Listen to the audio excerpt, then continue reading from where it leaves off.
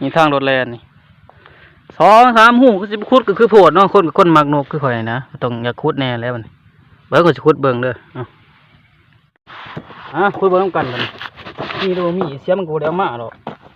จะบ่จะขุดใส่พารามฮักนี่แหละขุดเอาคือสิโพดแท้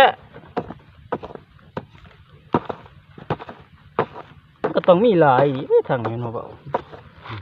ปัจจุบันคุยทั้งเทบ่มีออกนี่มันก็อยู่ในป่าเนาะในโขกในหยังมันก็ไกลจากบ้านนี่โอ้ตัวนี้เป็นตะหมิอยู่ตัวนั้นมันหูเสาโคตรตอนนั้นมันแบบว่าอันนั้นนี่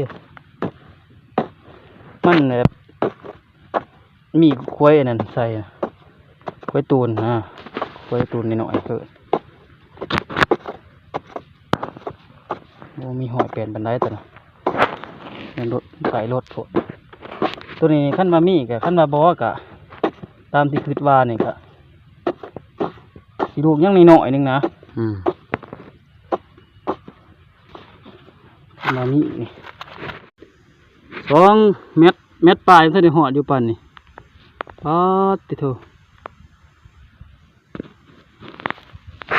โอ้ไข่มันเนาะไข่มันอยู่ในเพื่อนจนสุดแขนสุดขุดโตจน2 เมตรปลายผมยังบ่ทันถึงอยู่เลิกขนาดบ่เห็นหรอก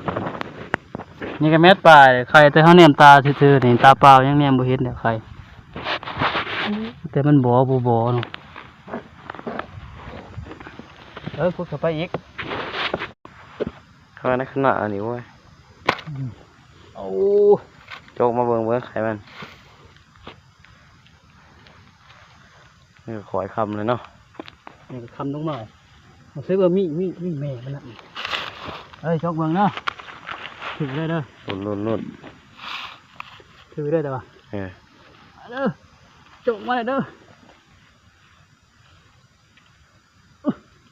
ก็บ่ถึงหมดเลยเจ๊ใหญ่บ่ถึงเจอกันจกโคตรเลิกที่ลึก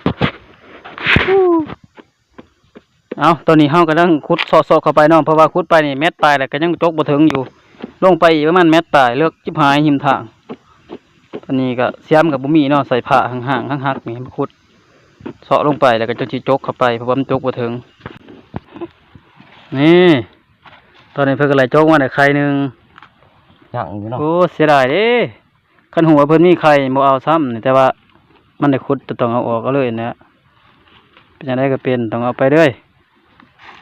ไข่เพิ่นยังฝากอยู่เนาะ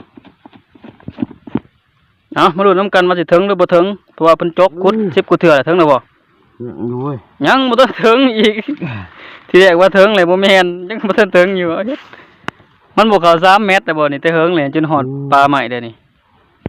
มาไข่มันนอนนิ่งเฮิงแท้มาไข่โอ้ยไข่อีกแล้วจังหน่อยเด้เนาะไข่อีกแล้วมีแต่ไข่